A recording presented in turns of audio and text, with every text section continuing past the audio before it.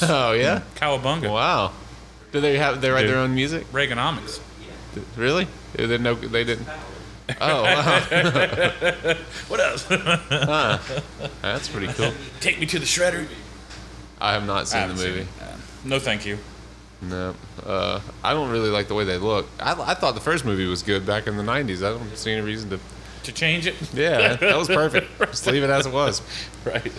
But if you're gonna make one, though, of course you got to get Michael Bay. Get who? I think that was Michael Bay, wasn't it? Oh, was it?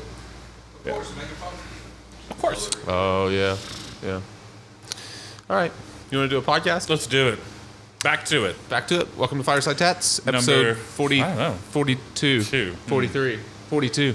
Yeah. Episode 42. That's when it gets good. Yeah. Can't remember what episode it is. Man, we're getting up there. We're love it. really close to 50. That's going to be a hallmark It's episode. going to be like, we'll be middle-aged at It'll that be point. a milestone. Middle-aged. Yeah, I like that. Yeah. Yeah. Yeah. Our comeuppance. Or what? Yeah, but start dating 20-year-olds. Yeah. Sweet. Yeah, it sounds Nice. good. 20-year-old episode. See, This is the reason? are you having trouble with the... Oh. Oh, okay. Yeah, there's another battery. Is it over there? Okay, cool. got We're down to one camera right now, but We're going to try to make do with it. yep. But this is episode 42, and we're gonna go back a little and change the pace a little bit. We've been talking. Holy shit, the crew is really screwing up tonight. We're What are we talking about? we're going to go back and talk and answer a couple of questions from tattoo collectors. We've Love focused it. a lot on tattooers lately. We've talked about ink makeups, and we've talked love about that. needle configurations, and I'm sure that the people good. that don't It was a good tattoo, episode. Yep. their eyes glazed over. They didn't glaze over. They just didn't watch it. I think people want to know more about that. I always get, every once in a while, you get people that'll come in and ask you really unusual questions. They'll ask, like, that is a good question. Yeah, Be they'll like, ask, "Ah." how many needles are that? They ask that all the time. How many needles is Yeah. that? Like, is Well, that just I one think- needle? I think that's what they think most of the times. They look down and they can't possibly see the amount of needles. You know, there's just Everyone's no way. surprised at how many needles that Right. you're actually using to Right. tattoo them. So, anyways, we'll go back tonight and talk to the neglected tattooees. We love you. We do. You we love you tattooees. guys. Yeah. And thank you for sending us questions. Let's hear the first one. First question. We kind of whenever I gave you the question, you thought about it a different way than I did. So but I think that maybe I'm gonna maybe I word just it the do way that it was worded to me. How Let's do you hear it. guys feel about stick and poke tattoos? I feel like you will be against them, but just wanted to get your opinion. Right. My thought immediately went to Tebori, Japanese style hand poke tattoos. Right. You went to like needle, homemade Homemade. stick and poke. Get you some thread, wrap it around a needle, dip it in some ink, and just start Yeah. to poke it. Yeah. That's what I immediately think of. Yeah, well, stick and Stick poke. 'em and That poke. does make you think of that. Yeah, Why not? Yeah. And I just how do I thought- feel about that? That's completely different from Tebori tattooing. That's why I think, wow, there's a big Yeah. big difference. So if the viewer that sent the question in was asking about homemade hand poke tattoos, then you probably used the right term. If you were talking about traditional Japanese hand poke tattooing, Tebori, Tebori, something like that, and I think that's how you He's spell a it. Japanese master over here. So those are two different things, and there may be another term for it as well. That's what I've always known it as, is Tebori. Right. But hand poked, that's right, Tebori. All right. I love it. Yeah, man. Google's Thanks for the backup there. the Google's verifying my spelling. Yeah, I think they're completely different, and how I feel about them are completely different. Yeah, me too. Me too. Right. What a coincidence. What a coincidence! Yeah, we're maybe on the same the same path today. All right, so hand poke tattoos, Let's do it homemade then. hand poke tattoos. Hand- There's There's no reason to get a hand poke tattoo. The only reason I know of, and this is because I've seen them done, is that sometimes you start with something that's real small, and people just like to get a little tattoo, and maybe they're getting something as a memorial or a memento from a friend or something like that. I think if you're doing it, you're doing it very small, and it's a very indiscreet place, and you're doing it just for the pure sensation of doing it, and to having a one-on-one contact with that person, and you going through this little ritual between the two of you, well, that can mean a lot to you. And so I'm not saying don't do it, but do it in the safest way. Do it very cleanly.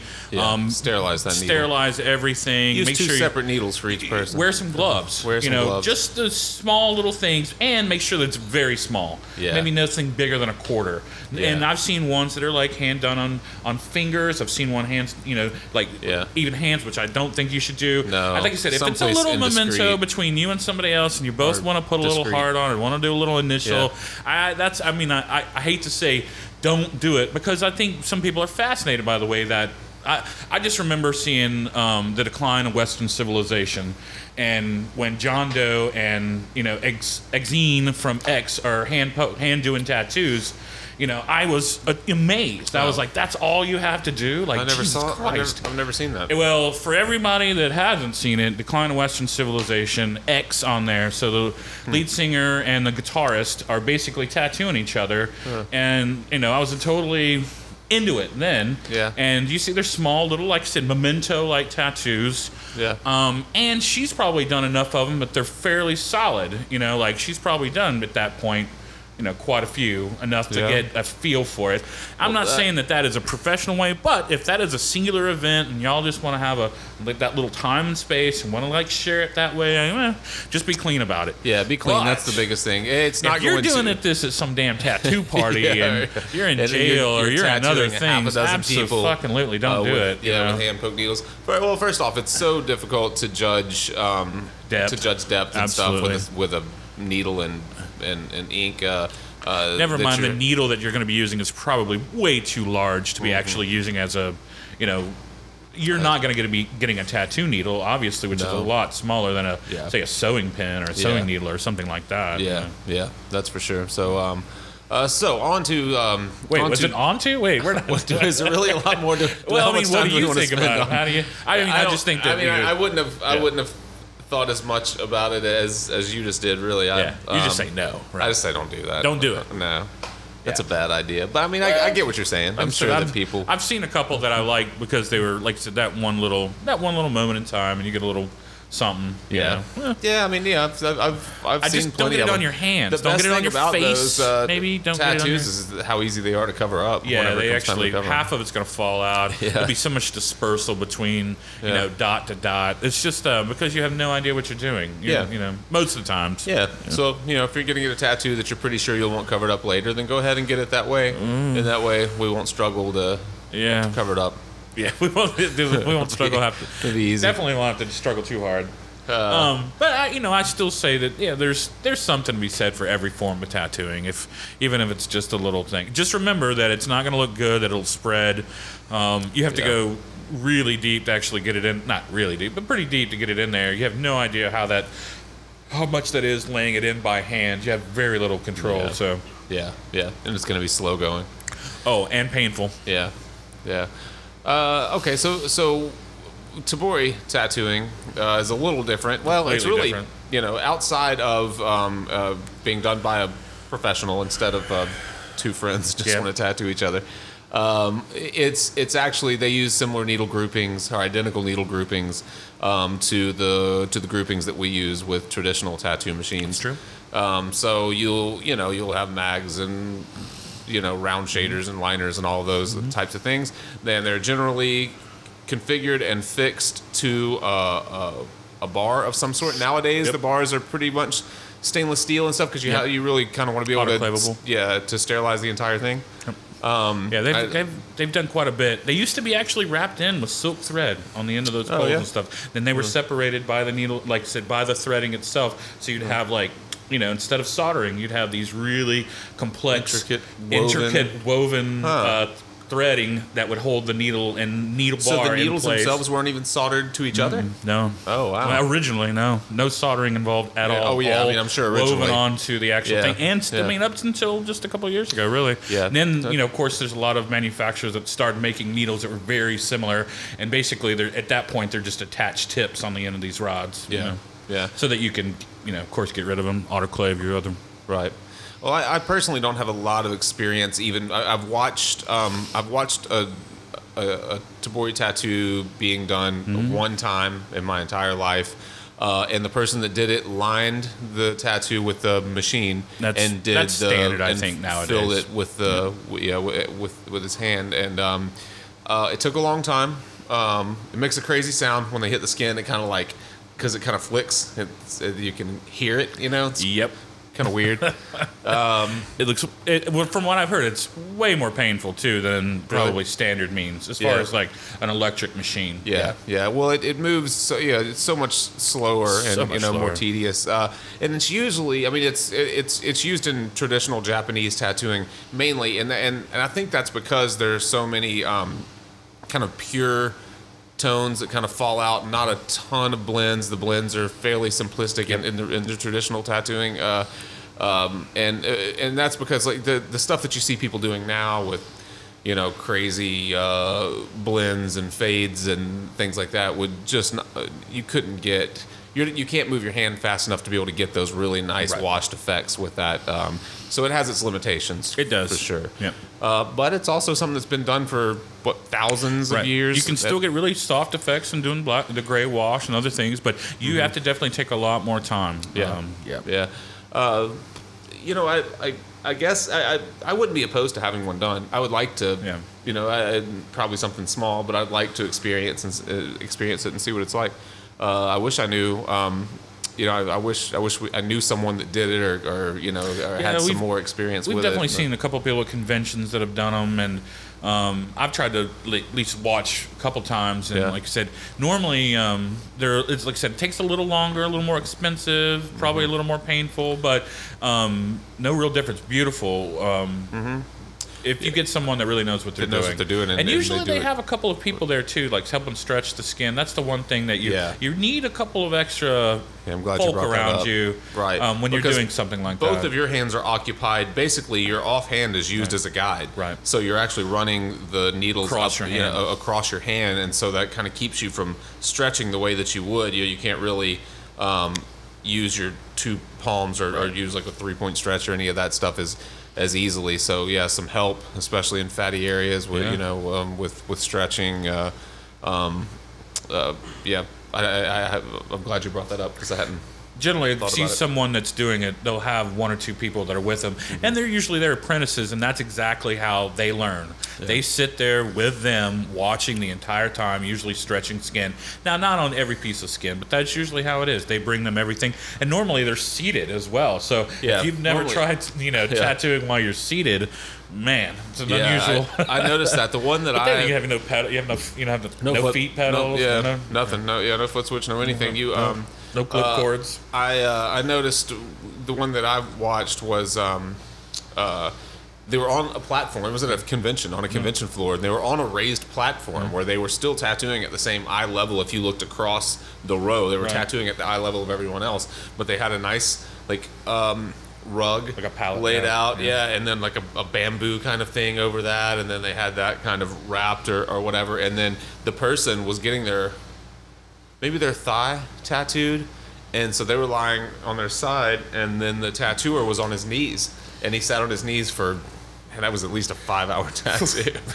I was like, there's no way. I would much rather sit a little cross-legged than trying to sit kneed up. Yeah. Oh God, that just looked miserable, and it was so slow. And I did see it at the end of the tattoo, and it was nice. I thought it looked good. It was a koi, I think, and the color looked pretty solid. It looked pretty beat, where he was just working. Now he had been working for 5 hours, so half of the tattoo looked healed, because it had been sitting for so long. That's weird. The one I was talking about, I've seen a couple, but the one I saw was a koi as well. It wasn't big at all, but it was probably, I'm thinking that it probably would have taken us about an hour and a half or probably something like that. And I think it took them ended up a little over 3 hours. Yeah. So Yeah, that's the thing. That was a small tattoo comparatively, Yeah, it's a big investment in time, and I don't know as far as a traditional tattooer's hourly rate or a hand poke tattooer's hourly rate, if they would, because of the competition now. I mean, I guess people are paying for less than people are paying for the experience as much as anything when they're getting that style of tattoo. So I would expect you're going to pay a little more. You think so? I think so. Hourly pay a little more, or just overall? I would think overall you're going to pay a little more. Yeah, I would think so, because it's going to take a lot long. I mean, yeah, like you said, probably 2 to 3 times as long as it takes usually with a traditional machine. So, or with an electric machine. All right. Anything else on the? I'm not opposed to that one. It sounds like you. Right. Doesn't sound like you opposed that one at all. And I guess it really depends on what context you're talking about, because definitely. Don't go get hand poke stuff. There's really no reason to, unless, like I said, there is some like that little moment in time that you want to try to. Because I'm into that. I have no problems with people trying to hang on to a little, but don't do your entire body like that. That shouldn't be your theme for your sleeve. Yeah. When I get all hand poke tattoos on this one. Oh. I got a million skulls on this arm. Don't start hand poke.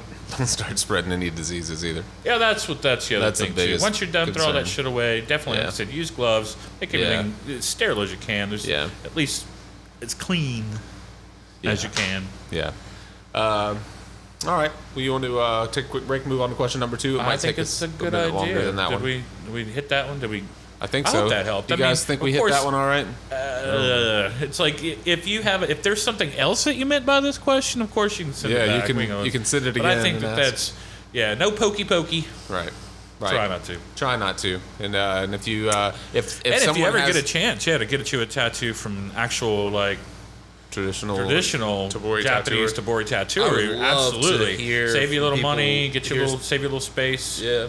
I'd love to hear some experiences with that too. That'd be nice if someone leave some comments on the page. There's usually somebody that pops up that's done a little work like that, or somebody that's come from Japan that does a little work. But a lot of those guys don't use traditional means anymore, or if they do, they definitely line the tattoo first with a machine. I have not seen anyone just put the color in the shading. I've not seen anyone line. As far as I know, even like Horiyoshi 3, tattoos with both. He lines with an electric machine in there. Yeah, that would be really, really difficult to. It's just again a lot longer, a lot harder to try to hand poke a straight line with any instrument. Yeah. And modeling and building up a line. Yeah. You could do it. No, I've already got this saved. Thanks. Yeah. Thank you. Thank you. Thanks. All right. We'll take a break. We'll be right back. All right. I don't know if that's true, but it's got to be about at least these two guys that I had heard about that they were there at the same time. And one, it's not quite so literal as one's going to the future and one's going to the past, but they're communicating, and one is like... This show is all about web bots and stuff like that, and I think that was part of it. This guy was a computer designer. He had basically found a system that actually did work. Yeah. But once he started seeing it, that it was actually based off of something else that had been around for thousands of years, he wasn't too surprised. Yeah. Entangled. That's what it's called. Yeah. Sorry. I was reading one of his that was like Gods of War or God of War. No, it was a different one. Yeah. I'm sure of it, because this is all about like Aztec deities, and this one woman could like it was turn invisible for a second too? or two. Yeah, fiction. Yeah. I think I know what you're talking about. I haven't read it. I still haven't finished going back through the Fingerprints of the Gods again. It's so long, man. It's the longest book. No, it's not that long. It's like 800 pages. So good. Yeah, I read it. Months ago, I gave that to Josh. Wexler, so he could kind of. He hadn't read any of his books. I was like, man, he's totally into that shit. Yeah, just read this. That's good. Just man. get a good idea. It's just like, you only. It's not like something I can sit in. Well, I guess I could read for. But I read a couple of chapters, and it's a lot to think about. It has a lot of technical stuff in it. Yeah, a lot to think about, and he goes from chapter to chapter pretty quick. Yeah. So, all right, part 2. Part 2. What do you want to talk about now? We're back. Let's talk about something cool. All right. I have another question from another tattoo. That doesn't sound very cool. All right, let's do it. People don't send in comic book questions, do they? They should. Yeah. I'll give you an answer. I know. And trust me, I will. I know. So we talked about that earlier. Sorting a bunch of comics before I came here. Oh yeah, you were telling me sorting them by company. I was, which I think And maybe then- now is ridiculous. Yeah. It's just like, it just seems like there's too many of them. Yeah, Yeah, I'm sure. Go for it. All right, What's question our number question? 2. Did you notice that I memorized our questions tonight? I haven't even had to look at my phone. I really loved it when you had all these notes, though. I'm and paraphrasing paper it. and, Yeah, and you I were didn't. shuffling stuff around. You were I holding didn't them do up. that. You were I like, didn't do that tonight. I should have, but I just didn't have That's enough all right. time. You can These hold your questions. beer up. Well, when I decided on these 2 questions, I was like, I don't need to research these. We've had some questions lately that I just had to research. I could have spent some more time on Tebori probably and researched and blown your mind with I'm the saying history of it. I but think that if the average person wants to go and look some of that up, there, bam, you've got it. You know exactly how to spell it now. yeah. Get online, check it out, see what you think. TEB. See if there's an artist near you. I doubt it, but there are some that do kind of float around from shop to shop, and you might see somebody that's Look at in between conventions. It's amazing how many Right. people come to America for conventions. Right. Well, a Especially lot of some of the big Americans ones. travel to Europe for conventions that's as true. well. I would love to. I never have. We should do a podcast and we should podcast in Europe. Well, we got that offer from Brazil. Oh, we did. That's right. We did get the Brazilian They on. do have a convention every year. Yeah, perfect. No. No. Yeah, I forgot about that. Oh, they're right. All right. So I the think it'd be question was, we have an artist. There's an artist that has been tattooing this person that wrote in for some time. They have several tattoos from the same artist and have never had any real issues. And this time, when they got tattooed, they all of the line work raised and scarred and kind of fell out, but none of the color work did. Everything seemed fine. She wanted to know if it was something that she did or if it was It raised and scarred. yeah, raised, scarred, kind of like felt she's almost like kind of keloided all through the line work. She wanted to know if maybe it was some like something unsanitary on the tattooer's part, or if it was something that she might have done. I tend not to think that it was something unsanitary, or you would probably see it through the entire tattoo. That's what I would think too, especially if it's only in the lining and it's not in Yeah. the shading or color. And the same thing with the aftercare and healing of it. I think if it's only in the lines, it's probably not your issue with the aftercare. Yep, that's what I would guess. So, Especially lining. If they had just gotten a lining session and then maybe had probably had a bad reaction. So I have to admit, I've had very few people in tattooing that were ever allergic to the actual black ink. Yeah. It's very, very rare. Yeah, I've never I've heard had of it one happening. person, and even that after and this guy didn't care. He would just come back, we'd do a little cleanup or whatever. But after about the second or third one, he really wasn't like allergic to it anymore. The skin just wouldn't even get nearly as red and stuff. So I doubt it. Even that was probably the problem. Probably I think not. you mentioned earlier before we started. I tend to what may have think been that the main it could problem. probably be a couple of things, but most likely it was something with the needle. I think that you probably have hooked or, sometimes needles will come out of the bag already with a burr or a hook or Right. something. And if you're not checking them, if you do not have an eye loop in your station and you're not really taking a good look at that, that could be the first thing I would think of too. You've got a burr. Yeah, that's most likely, especially since it didn't happen with when he switched over to the shader.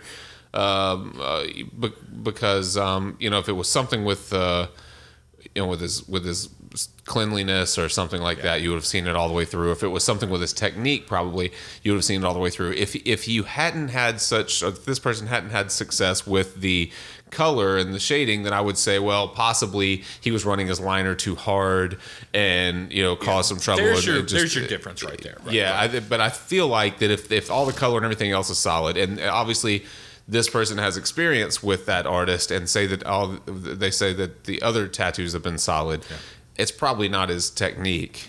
Yeah, I would guess just in the fact that you said that the lining, that part of it fell out. One, it was raised. Right. Now, normally, if you go too deep, or you're using probably a too large set of a needle, and you're going a little deeper than you should, you can get on some people what is like mild keloiding, or it raises up. Now, a lot of that sometimes will calm down, will soften out, especially once you get the color and stuff in. But it may only pop up, like say when there's a bad humidity, or when you slapped it, or when something something that's happening in your skin, and all of a sudden that pops back up. Yeah. That sometimes is not like it's too deep. It's just like an effect on like some pieces of skin are really super thin, and you could just be, like I said, putting that line in. Pretty big line is usually what it is. It's not usually a thinner line. It's usually using a 7-9 plus liner. Probably going a little too fast and going maybe a little too deep. You can easily cause a little keloiding, a little scarring. Now, for the average person, that doesn't. It usually will go down and maybe just whelp up every once in a while. If it has a burr in there and he's doing the same thing, that's probably why it fell out too. Yeah. You've got it basically chewing up skin instead of putting in a solid line, and it probably from that is maybe keloiding and then having that kind of raised effect as well. So you've got a scar basically happening when you're trying to put a line in. Right. How you couldn't notice that in that first 5-10 minutes, though, I'd be hard pressed. That's the concerning thing, because generally when you have something like that, now like we've mentioned, burrs can come from. They can come from the manufacturer. You can hit something hard on your station. Exactly. You could be putting that needle in and just barely tick the end of one needle on the side of your frame on the inside of that ink. Absolutely or screw it up. Running the machine while you're getting ink and hitting the bottom of the ink cap. Any number of things like that can cause it. Generally, though, it will affect the flow of the ink a little bit. It will. You'll see that the lines look squirrely. And you'll think to stop and look at it. It's a little bit concerning that the artist went through the entire tattoo and it never. I don't know how big the tattoo is. I have no idea how big this tattoo is. Right. But like I said, within 5 minutes, you're gonna notice. Pretty fast. Maybe 10 minutes. Yeah. If you're just like used to kind of getting in there and hauling ass, and there's no really tricky stuff to start in. Yeah. But I'd be hard pressed where you couldn't find out that needle was doing that kind of damage within minutes. Yeah. Yeah. Other things that can cause that, though, if you're talking about an inexperienced artist, are running the machine too hard, too deep. And that's like you're saying, a lot of people think they need to just run a liner like open, just like it's a motorboat or something, and that is not how you run a machine. It's like I'm just saying, as far as like running it across people, you have to really get used to it, tune it down. It's really, you're tuning it to their skin, you're tuning it to your own flow of your line and stuff is a lot of the time. And then how much ink that thing will take in the very end of it. Like, there's only so much of that. You've got to have a natural flow, or you'll be getting ink all the time. I wouldn't be surprised if that needle probably, if you look down at it, had a little bit of skin sticking in it. I'm just saying that I think that within a couple minutes you would notice if there was something wrong with that. And that's what it really sounds like. If it just happened there, if it just happened when you were getting the line work and it's still raised, I think that's probably your biggest culprit right there. Bad needle, maybe not so much. Maybe it's bad execution. Maybe it's going a little too fast. But definitely, that's the first thing. I tell most of our apprentices, like, if you're getting a wobbly line, if you're getting a broken line, if you're getting a line that has streaking in it, you've got a bad needle. I mean, pure and simple. Never mind maybe probably tattering the skin. If it looks like it's pinching the skin when you're moving that liner up and down or pulling on it, you've got a problem. Those are all like problems. And inexperienced artists a lot of times will try to just run back over it. I didn't get that line in. And that may be exactly what happened. They may have hit that needle twice with that damn. Yeah, exactly. They might have said, "Oh, I'm having a hard time getting lines in the skin," and then they came back and tried to build it up again and just made it worse. And that, that's unfortunately the all too common with new tattooers, that they automatically assume it's user error, and they start to try to turn the machine up and run it a little slow, or like turn it up higher and move slower, or scumble, or this or that. And we've had a handful of apprentices and just young tattooers at the shop for some years now, and the one thing that I constantly I find myself saying is, like, when something's going wrong, stop, put the tattoo machine down. And think, like, look at things, take it back apart. You're not solving anything by motoring through the tattoo. I think a lot of times when you're new in tattooing, you want the person to have some level of confidence in you, and you feel like if you're stopping and taking your machine apart or asking questions that they're going to lose confidence in you. But you're going to be far better off just to stop, try to figure out what the issue is, and if you don't know, throw the needle out and change it out. If that didn't work, throw the tube out, change it out. A process of elimination. One, it's almost rarely going to be the tube. The problem with tubes is a lot of times it'll put too much ink on the situation where you just can't get a good look at it. And so, like I said, if that's your problem where you can't see what's actually going on, you're getting a lot of ink flashing or pooling on the skin, and you're just kind of working through it. Again, switch it out. But your cheapest way to get out of this situation is just to put a new damn needle in there. Yeah. I mean, how long does that take? How much does that cost? And again, look at the price at the end. If you've scarred someone's tattoo and it's rough now, and like I said, and rarely can you fix that. I mean, maybe when it completely heals and it's softened up and it's not scar tissue anymore, maybe you could probably try to put some of that lines back in. But she's probably going to be hard pressed to go back to that same person after they can't check a single thing like a needle flaw. Yeah. Especially if you're not making your own needles and you're not perfectly satisfied with them by making your own needles, you're buying these needles. Just remember, this is a machine making it. It is not going to be perfect by any means. And it may be some 5-year-old kid in China doing it too, which is even worse. But in the end, like I said, maybe I shouldn't mention the company that we get some, but we get pre-made needles from a company, and about 1 out of every 20 probably we just pitch. It's got either too much flashing from too much solder on it. It doesn't have there's too much solder up the ferrule, so it's so tight at the end it doesn't even take ink into it. And you have to look at those needles. Those are easy to see with your eye. Never mind if there's a burr, you've got, like I said, a little something going on at the end of the needle. Eye loop. Invest in an eye loop. They're really not very expensive. Super cheap. And then just take a look especially if you're unsure at all. Stop, and you don't even have to take if you have an eye loop, rinse the tube, push your armature bar forward, put that thing right on the needle, right in the machine. Just look at it. Let the needles out. Look at it. If they look okay, then maybe it's something else. If not, to change it out. But yeah, you're right. There are you throw out needles constantly. And that's what you should do. You throw them out. You don't worry about it. You don't second guess them. Be like, oh, maybe I can use it. No, throw it out. Yeah. So any advice for this girl with the jacked up lines? I mean, if they're really scarred and keloided up, it's going to be difficult without really scumbling up and getting outside of the scar tissue and getting the line clean again. The problem with just running right back over the scar tissue is it's going to leave like a fuzzy edge. And you could cause more damage if it's fresh. Definitely wait till it's completely healed. I would wait till it's completely healed. A lot of cocoa butter. Give it some months. Yeah. Keep it moist. And really, anything that'll help moisturize, I would do it every day. I mean, a lot of people use it for expectant mothers use it. It's great for stretch marks. It's great for a lot of other things. If you don't like it, get something that's unscented. But definitely get you something that will really soften that skin. It'd be a lot easier probably for as another good as anything. What's the Mederma or something? Is there something like that? Yeah. I still say cocoa butter. Palmer's cocoa butter. Yeah. I tell you what, get Palmer's pure cocoa butter. Right. I made the mistake of getting some generic cocoa butter, and it has some alcohol content in it, and it burned the shit out of me. You do not want it. Yeah. Never mind you. Man, I had even worse trouble this past time. When are you going to show some people your tattoo? Your new tattoo? It's been going out of town for over and over and over again. Won't show anybody. Yeah, it's ridiculous. Well. But if this is your tattoo, definitely moisturize.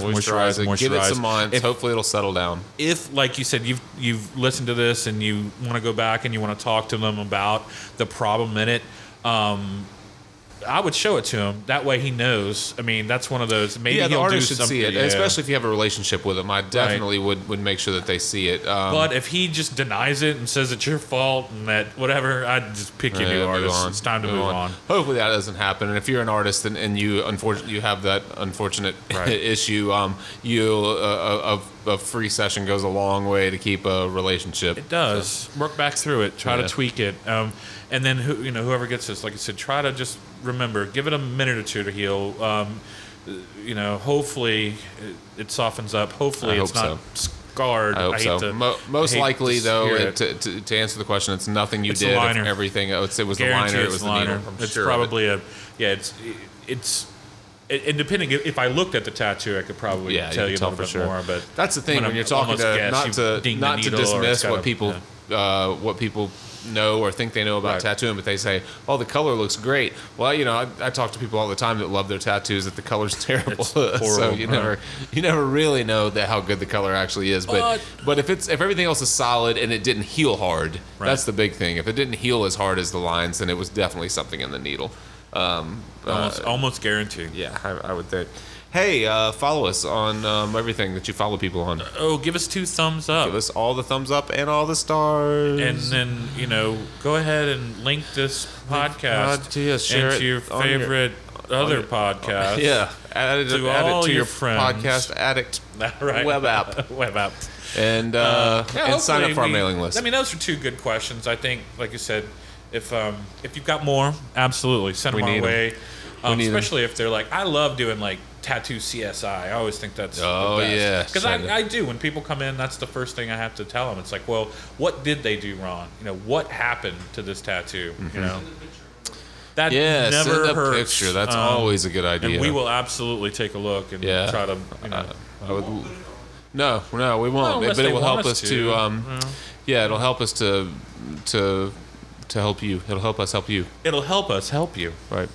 We want you to want us, right? Hopefully that helps. I'm sure it does. And if you have some comic book questions, absolutely. If you've got some thoughts and theories about Avengers 2 coming out anytime soon, Age of Ultron. Do you want to see with the ayahuasca? World War Hulk? Absolutely. Oh yeah, question about ayahuasca. I have to admit, I'm fascinated by that. I am Especially too. one of our friends has moved out to California and is now reveling in ayahuasca. Well, that's what Really? Scott, the last time he was here, was talking in California. About. Yeah. Oh. Yeah. Oh. Yes. I would take Thank that you, trip. California. Yeah. Yeah. Well, he's no. I didn't put his last name. No. That could be anybody. It could. There's a ton of Scotts. Scott McDermott. We have a Scott that's not here our today. Scott. Not No. our Scott. Our Scott's not even here today. Who is? Where is he? He had to work late. That's bullshit. Yeah. Work late. All right, guys. FiresideTats.com. Sign up for the mailing list. We'll update you at some point. Yeah, we're gonna send you cool stuff too. If you sign up for that mailing list, it won't help anyone. The people that we helped today, but if you're a tattooer and you sign up for the mailing list, you will see the stretching techniques. Oh yeah, stretching techniques. Client positioning and stretching techniques. I filmed it probably almost a year ago.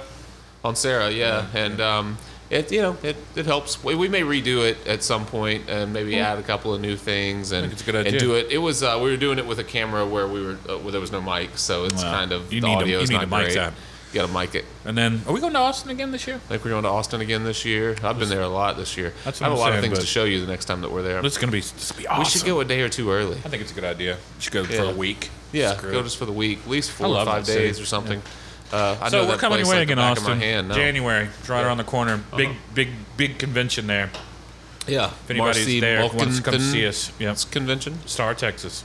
See, I remembered that last name, Malkin. No way I could remember. Marcy. Yeah.